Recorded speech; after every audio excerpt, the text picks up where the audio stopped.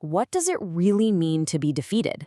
I mean, is it possible to lose everything and still somehow come out a winner? Well, today we're going to dive into those very questions by looking at a story of struggle, dignity, and the sheer power of the human spirit. Ernest Hemingway's masterpiece, The Old Man and the Sea. So, our story kicks off with just a number, but it's a number that hangs in the air like a bad omen. 84. For 84 straight days, an old fisherman named Santiago has come back to shore with absolutely nothing. It's a run of bad luck so bad, so deep, that the village has almost forgotten his name. They just call him Salao, and that's not just unlucky. It means he's the worst form of unlucky. In their eyes, he's not just in a slump, he's cursed. His empty boat has become this symbol of his failure. But here's the thing. Hemingway tells us, hey, look closer. Look past the weathered skin, the scars, the tired old body. The real story, he says, is in Santiago's eyes, because they're the same color as the sea, and they are, quote, cheerful and undefeated. That's the key right there. All right, so let's really get into this world of his, this world of hardship, and the people that fill it. Santiago is basically caught between two totally different worlds. On one side, you've got the village. They either make fun of him or they just pity him, which might be even worse. But on the other side, you have the boy, Madeline. The old man taught him everything he knows about fishing, and for this boy, Santiago is still the greatest fisherman in the world. And that relationship with the boy, well, it's Santiago's anchor. It connects him to the world, sure, but it also connects him to who he used to be, to his own strength. You see, Madeline brings him food, and they have this little ritual where they pretend the old man has his own dinner just so he can keep his pride. They talk for hours about baseball, about their hero, the great DiMaggio. It's in these small, quiet moments that you realize that even though Santiago is Salao, he is definitely not alone. And when Santiago finally goes to sleep, he doesn't have nightmares about his failures. He doesn't even dream about catching a big fish. No. He dreams of his youth, of being in Africa and watching young lions playing on the beach. These lions, for him, are pure strength, freedom, everything he still feels inside. So, fired up by these dreams, Santiago wakes up on the 85th day, and he's got this new feeling. Today, his luck is going to change. And to make that happen, he knows what he has to do. He has to go far out. So before the sun is even up, he's in his little boat rowing past everyone else. This isn't just another trip. He's leaving the ordinary world behind. He's heading for the deep, deep water where the real giants live. And here's where we get a really fascinating look inside Santiago's head. See, the younger guys, they call the ocean El Mar. It's masculine, like an opponent, something you fight. But Santiago, he calls her La Mar, feminine.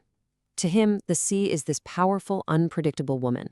Yeah, she can be cruel, but she can also give great gifts. He doesn't want to conquer her. He loves her. This right here is his whole philosophy. He knows he can't control luck. He might be unlucky, but what he can control is his skill.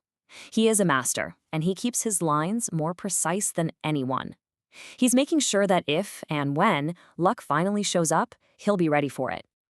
And way out there, 100 fathoms down, his readiness is about to meet a challenge that is bigger than anything he could have ever imagined. And then it happens. A little green stick on his line dips down. He grabs the line, feels it, but it's not a hard strike. It's this delicate, careful pull from way, way down in the darkness. He knows immediately, this is a massive marlin, tasting his bait 600 feet below the boat. And just listen to his thoughts here. He's not cursing the fish. He's not trying to trick it. He's talking to it, gently, coaxing it. It's like a conversation, built on this strange, deep respect. The fish takes the bait, and in that one moment, the line between them is no longer just a line. It's a bond. This is way more than just a fisherman and a fish now. So what happens? What happens when a whole lifetime of skill and pure, stubborn resolve finally connects with something of immense, unknowable power? That delicate little pull is gone. All he feels now is weight. Just this hard, impossibly heavy weight. He has to let the line slide through his hands as the fish just moves away. And he knows. This is it. This is the fish he's been waiting for his entire life. Now the real battle begins. Santiago leans back, puts all his weight and strength into setting the hook. But the fish, it doesn't even seem to notice. It doesn't jump, it doesn't fight. It just keeps moving, slow and steady, pulling the line so tight that it actually starts to hiss in the water. And then his whole skiff, his little boat, it starts to move.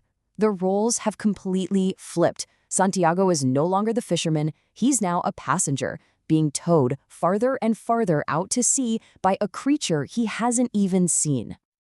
And even as this grueling battle of wills begins, even as his body starts to ache, Santiago doesn't feel any hate. He feels respect, awe even.